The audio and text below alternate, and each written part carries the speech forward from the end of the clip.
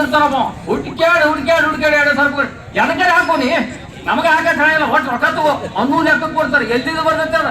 ನಮದ ಗದ್ದ ನಮದ ತಗೊಂಡು ನಮಗ ಮಾಡಿಸಿ ಆ ಜಾಗದಾಗ ಕುಂದಿರ್ತಾರೆ. ನಾವ ಮಾಡಿದ ತಪ್ಪು. ಫ್ಯಾಕ್ಟ್ರಿ ಮಾಲಕರು ಅವರೇ, ವಿಧಾನಸೌಧದಾಗ ಅವರೇ, ಜಡಿಪಿನೂ ಅವರೇ, ಟಿಪಿನವ್ರು ಒಟ್ಟು ಅವರೇ.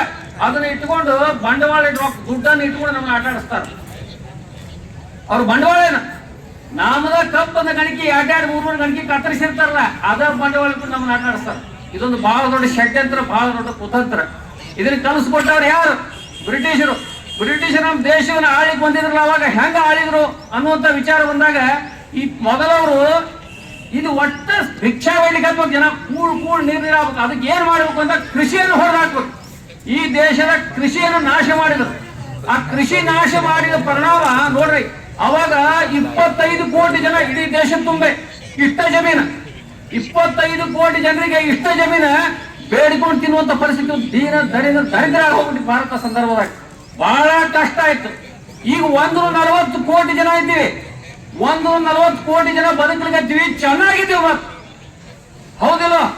ಅದಕ್ಕೆ ಇವ್ರ ಪಾಲಿಸಿ ಏನಪ್ಪಾ ಅಂತಂದ್ರೆ, ಒಂದ್ ಕಡೆ ಸರ್ಕಾರ ಸೆಂಟರ್ ಮಾಡ್ಕೊಂಡು ಸಂಪನ್ಮೂಲವನ್ನ ಒಂದ ಕಡೆ ಇಟ್ಬಿಟ್ಟು, ಸಂಪತ್ತನ್ನ ಒಂದ ಕಡೆ ಶೇಖರಣೆ ಮಾಡಿಕೊಂಡು ನಮ್ಮನ್ನ ಪಕಡ ಮಾಡುವಂತ ಲೆಕ್ಕ ಇದು. ಅಷ್ಟು ಬಿಟ್ರೆ ಮತ್ತೇನಿಲ್ಲ. ಹಿಂಗಾಗಿ ನಮ್ಮ ರಾಜೀವ್ ನದಾಫ್ ಆಗ್ಲಿ, ನಮ್ಮ ಸುರೇಶ್ ಹಂಚಿನಾಳ್ ಆಗ್ಲಿ ಹೇಳ್ತಾರೆ. ಸುರೇಶ್ ಹಂಚಿನಾಳ್ ಅಂತೂ ಒಮ್ಮೆ ನಾವು ಯುದ್ಧ ಕರೆದು ಬಿಡ್ತಾವ, ನಾವು ಇದೆಲ್ಲ ಗೊತ್ತೈತೇವೆ, ನಾವು ಈಗ ಮೋಸ ನಡೀತೈತೆ ಅಂತ ಹೇಳಿ. ಒಟ್ಟಾರೆ ಏನಪ್ಪಾ ಅಂತಂದ್ರೆ ನಾವು ಸ್ವಲ್ಪ ಜಾಣರಾಗಬೇಕು.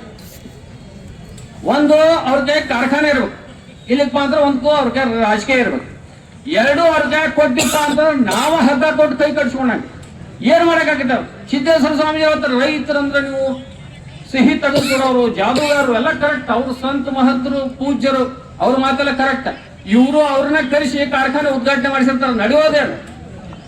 ಅವ್ರನ್ನ ಕರೆಸಿ ಉದ್ಘಾಟನೆ ಮಾಡಿ ಚೆನ್ನಾಗಿ ನಮ್ಮನ್ನು ಬಾರಿಸ್ತಾರೆ. ನೀವು ಏನ್ ಬೇಕಾದ್ರೆ ಹೋಗ್ಬರ್ರಿ, ಅವ್ರು ಎಲ್ಲಾರ ಬಂದು ನಿಮಗೆ ಕೇಳಿದ್ರೆ ನಿಮ್ಗೆ ಹೇಳಿದ್ ಕೇಳ್ತೀನಿ. ಯಾಕಂದ್ರೆ ಲಾಬಿನ ಹಂಗಾಯ್ತಾವ. ಒಮ್ಮೆ ಚೆನ್ನಾಗಿ ಸುಖದಾಗ ಕೂತು ಮನುಷ್ಯ ಹೊಳೆ ಬಂದು ಹೊಲಕ್ ಬಂದು ಕೆಲಸ ಆಗುದಲ್ಲ. ಹೊಲಕ್ ಬಂದು ಮತ್ತೆ ನೋಡು ಏನೇನು ಮಾಡಾಕಿದಾರ, ನಿಮ್ಗೆ ಹಚ್ಕೊಳ್ಳೋದೇ ಇಲ್ಲ. ಅನುಭವ ಹೆಂಗಿರ್ತದೆ ಅಂದ್ರೆ, ಕುಚ್ ಕಾಮಿಕೆ ಕಿಸಾನ್ ಕಿಸ್ ಕೋಯಿ ನಾಮಕೆ ಕಿಸಾನ್. ಕೆಲವೊಬ್ರು ಹೆಸರಿಗಟ್ಟ ರೈತರು ಮನಗಂಡು ಶಾಲೆ ಹಾಕೊಂಡು ಇದೆಲ್ಲ ಮಾಡ್ತಾರೆ. ಕುಚ್ ನಾಮಕೆ ಕಿಸಾನ್, ಕುಚ್ ಕಾಮಕೆ ಕಿಸಾನ್. ನಿಜವಾಗಿಯೂ ಹೊರದಲ್ಲಿ ಕೆಲಸ ಮಾಡುವಂತವ್ರು. ನೀ ಏನೋ ತನಗೆ ಕೇಳಿದ್ರೆ ನಾನು ಉತ್ತರ ಹೇಳ್ತೇನೆ ಅದಕ್ಕೆ. ನಾನು ಓದಿದ್ದೆಲ್ಲ ವಿಜಯಪುರ ನಗರದೊಳಗೆ, ಆದ್ರೆ ಕೊನೆಗೆ ಬಂದು ಹಿರೇಪಡಿಸಿ ನಮ್ಮ ಊರಿಗೆ ಬಂದೆ, ನಮ್ಮ ಜಮೀನು ಅಂತ ಹೇಳಿ. ನಮ್ಮ ಕಾಕ ಮಾಜಿ MLA ಅವರು ಭಯಂಕರ ಕಷ್ಟಪಡ್ತಿದ್ರು. ಸಣ್ಣವ್ರಿಗೆ ಎತ್ತ ಸಹಿತ ಹೊಡ್ತಿದ್ರು, ಗಳೆ ಹೊಡಿತು, ಎಲ್ಲ ಮಾಡ್ತಿದ್ರು. ಅವ್ರು ನೋಡಿ ನಾವು ನೋಡ್ತಿದ್ವಿ ಏನೇನು ಮಾಡ್ತಾರಂತ ಹೇಳಿ. ಬೇಡ ಮನ ಏನು ಒಕ್ಕಾಡೋದು ಭಾಳ ನೋಡ್ತೀವಿ ನಾವು. ಆಮೇಲೆ ನಾನು ಕೃಷಿ ಮಾಡ್ಬೇಕು ಅಂತ ಹೊರಟಾಗ ಏನೇನು ಕಷ್ಟಗಳು ಬರ್ತಿದ ರೈತಗೆ ಅಂತ ಹೇಳಿ ಒಂದ್ ಕಡೆ ಬರಲಿಕ್ಕೆ ನಾನು ಸತ್ಯ. ನಮ್ಮ ಹೊಲದಾಗ ನಾವು ಹೊಲ ಮಾಡ್ಲಿಕ್ಕೆ ಒಬ್ರು ಇಟ್ಕೊಂಡಿವಿ, ಅಂದ್ರೆ ಎಲ್ಲ ಮ್ಯಾನೇಜ್ ಮಾಡ್ಲಿಕ್ಕೆ ಒಬ್ರು ಇಟ್ಕೊಂಡಿವಿ.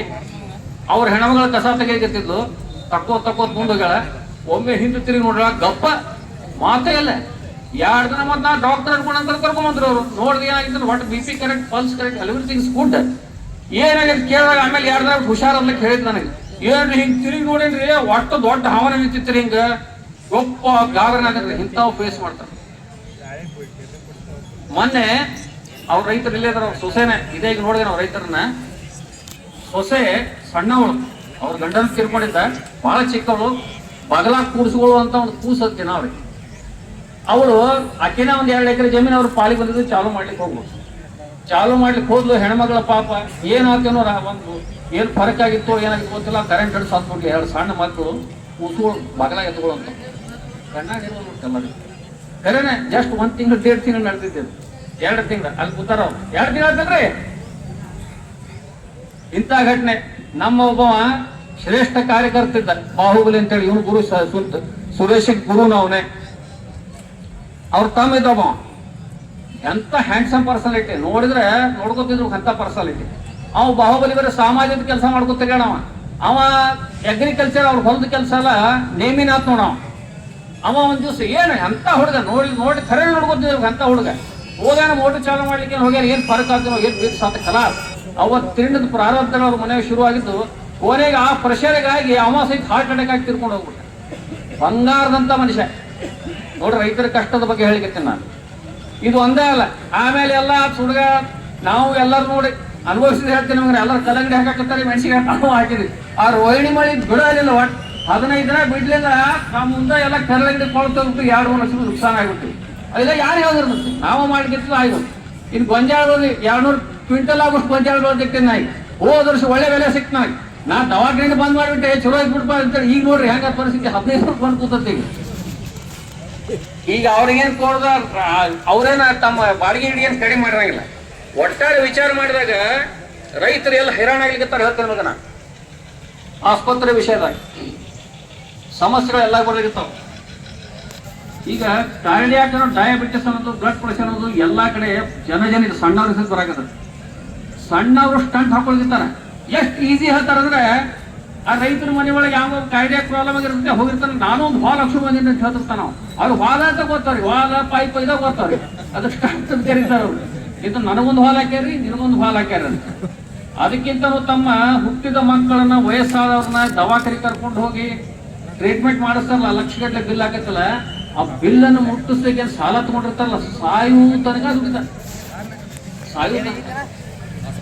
ಇದೇನು ಅಟಲ್ ಬಿಹಾರಿ ವಾಜಪೇಯಿ ಅವರು ಒಂದು ವಿಚಾರವನ್ನು ಹೇಳ್ತಿದ್ರು, ಈ ದೇಶದೊಳಗೆ ಫ್ರೀ ಒಳಗೆ ಸಿಗಬೇಕಾಗಿದ್ದು ಆರೋಗ್ಯ ಮತ್ತು ಶಿಕ್ಷಣ, ಇವೆರಡೇ ಫ್ರೀ ಒಳಗೆ ಸಿಗ್ಬೇಕು. ಬಾಕಿ ಎಲ್ಲವೂ ದುಡ್ದ ಕಳಿಸ್ಬೇಕು. ಮನುಷ್ಯ ಅವನ ಶಕ್ತಿ ಬೇಕಷ್ಟ, ಅವನಿಗೆ ದುಡ್ಡು ಕಳಿಸ್ಬೇಕು. ಇನ್ನು ಈ ದೇಶದೊಳಗೆ ಇನ್ನೊಂದು ಷಡ್ಯಂತ್ರ ಹೆಂಗಪ್ಪ ಅಂತಂದ್ರೆ, ನನ್ನ ಕಡೆ ಕೇಳ್ರಿ, ಒಂದು ಸಣ್ಣ ವಿಚಾರವನ್ನು ಹೇಳಾಯ್ತನ. ಈ ದೇಶದೊಳಗೆ ಒಂದು ಕುತಂತ್ರ ಹೆಂಗ್ ಮಾಡ್ಯಾರಪ್ಪ ಅಂತಂದ್ರೆ, ಫ್ರೀ ಕಾನ್ಸೆಪ್ಟ್ ಅಂತ ಬಂತು. ನಾವು ಯಾರಿಗೂ ವಿರೋಧ ಮಾಡಿಲ್ಲ, ರಾಜಕೀಯ ಮಾತಾಡಕ್ಕಿಂತಿಲ್ಲ. ಯಾರು ಬಡವರಿದ್ದಾರ, ಯಾರು ಅಸಮರ್ಥರಿದ್ದಾರ, ಯಾರು ನಿರ್ಗತಿಕರಿದ್ದಾರ, ಯಾರಿಗೆ ಅಂಗವಿಕಲರಿದ್ದಾರೆ, ಯಾರಿಗೆ ಏನೂ ಇಲ್ಲ, ಅವ್ರಿಗೆ ಸರ್ಕಾರ ಮತ್ತು ಸಮಾಜವರು ಸಾಕೋದು ಅವ್ರ ಕರ್ತವ್ಯ. ಅವ್ರಿಗೆ ಏನು ಹಕ್ಕುಗಳು ಸಿಗ್ಬೇಕು, ಸಿಗಲೇಬೇಕು. ಎಲ್ಲರಿಗೂ ಸಿಗಬೇಕು ಅನ್ನೋದು ತಪ್ಪು. ಅದು ಎಲ್ಲಿ ಹೋಗಿ ನಮಗೆ ಪೆಟ್ಟು ಕೊಡುವಂತದ್ದು. ಕಾಯಕವೇ ಕೈಲಾಸ, ಬಸವಣ್ಣ ಹೇಳಿದ್ದು. ಕೃಷ್ಣ ಹೇಳಿದ್ದು, ಕರ್ಮಣ್ಯ ವಾಧಿಕಾರಸ್ಥೆ ಮಾ ಫಲೇಶು ಕದಾಚನ. ನಮ್ಮ ಕರ್ಮವನ್ನು ನಾವು ಮಾಡಲೇಬೇಕು. ಕಾಯಕವೇ ಕೈಲಾಸ, ಬಸವಣ್ಣ ಏನ್ ಹೇಳಿದ್ರು ಹಾಗಿದ್ರೆ? ಈ ಫ್ರೀ ಕಾನ್ಸೆಪ್ಟ್ ಇದೆ, ಅದನ್ನೆಲ್ಲ ಮರೆತು ಬಿಟ್ಟೇವೆ ನಾವು. ವೀರೇಂದ್ರ ಹೆಗ್ಡೆ ಅವರು ಒಂದು ಆರ್ಟಿಕಲ್ ಬರೆದಿದ್ರು. ಇದೇ ಸಂಬಂಧಪಟ್ಟ ಒಂದು ಕಾರಣ ಹೇಳಿದ್ರು. ಆರ್ಟಿಕಲ್ ಏನಿತ್ತು ಅಂತಂದ್ರೆ, ಒಬ್ಬ ದಿನ ಮೀನ ಹಿಡಿಲಿಕ್ಕೆ ಹೋಗ್ತಿರ್ತಾನ, ಅಲ್ಲಿ ಒಬ್ಬ ಸಾಧು ಕೂಡ್ತಿರ್ತಾನ. ದಿವಸ ಮೀನ ಹಿಡಿತಿರ್ತಾನ, ಅವನು ಪಕ್ಕಕ್ಕೆ ಇನ್ನೊಬ್ಬ ಬಂದು ಕೂಡ್ತಿರ್ತಾನ. ಮೀನ ಹಿಡಿದ್ರಾಗ ಒಂದ್ ಸ್ವಲ್ಪ ಮೀನ ಅವ್ನು ಕೊಡುದು, ಅವನು ಹೋಗುದು, ಇವನು ಹೋಗುದು, ಹಿಂಗ್ ದಿವಸ ನಡೀತಿರ್ತದ. ಸಾಧು ಬಂದು ಕೇಳ್ತಾನ, ನೀ ಏನ್ ಮಾಡಾಕತ್ತಿ ಅವಂಗ? ಇಲ್ರಿ, ಅವ್ ಬಹಳ ಬಡವರದಾರ ಅವರು, ಅದಕ್ಕೆ ನಾ ಹಿಡಿದ್ರ ಮೀನ ಅವಂಗಟ್ಟು ಕೊಡ್ತೀನಿ ಅಂತ ಹೇಳ್ತಾನ. ಅವಾಗ ಅವರು ಸ್ವಾಮೀಜಿ ಅವ್ರು ಕೇಳ್ತಾರ, ಆಯ್ತು ಹಿಡ್ಕೊಟ್ಟು ಕರೆಕ್ಟ್ ಐತಿ, ನೀ ಸತ್ ಮ್ಯಾಗ? ಅದಕ್ಕೆ ಅವ್ರು ಹೇಳ್ತಾರ, ಅವನಿಗೂ ಮೀನ ಹಿಡಿಯೋದನ್ನ ಕಲ್ಸ್ಕೊಡು, ಜೀವನ ಪರ್ಯಂತ ಬದುಕ್ತಾನ. ಇದು ಕಾನ್ಸೆಪ್ಟ್ ಇರಬೇಕಾಗಿತ್ತು. ಜೀವನ ಪರ್ಯಂತ ಬದುಕ್ಬೇಕಾದ್ರೆ ಅವನಿಗೂ ಮೀನ ಹಿಡಿದು ಕಲಿಸ್ಬೇಕು. ಅವನಿಗೂ ಬಿರುಗಾಳಿ ಒಳಗೆ ನಾವು ಹೆಂಗ್ ನಡೆಸ್ಬೇಕು ಕಲ್ಸ್ಕೊಡ್ಬೇಕು. ಅವನಿಗೂ ಎಲ್ಲಾ ಏನೇನು ಡಿಫಿಕಲ್ಟಿ ಬರ್ತವೆ ಎಲ್ಲ ಫೇಸ್ ಮಾಡಿ ಕಲ್ಸ್ಕೊಡ್ಬೇಕು. ಜೀವನ ಅಂದ್ರೆ ಮನುಷ್ಯಂದು ಆ ರೀತಿ ಇರಬೇಕು. ಈ ಕಾನ್ಸೆಪ್ಟ್ ಒಳಗೆ ನಮಗೆಲ್ಲೋ ಒಂದ್ ಕಡೆ ಮೈಗಡರನ್ನಾಗಿ ಮಾಡಿ ನಮಗೇನೋ ಆಸೆ ತೋರಿಸಿ ನಮ್ಮನ್ನ ಸಂಪೂರ್ಣ ದಾರಿ ತಪ್ಪಿಸುವಂತ ಪ್ರಯತ್ನವನ್ನು ಎಲ್ಲರೂ ಮಾಡ್ಲಿಕ್ಕೆ. ಇದು ಎಲ್ಲಿ ಹೋಗಿ ನಮಗೆ ಸುತ್ತಿಗೆ ಬಂದು ನಮಗ ಬಡಿಯುವಂತದ್ದು.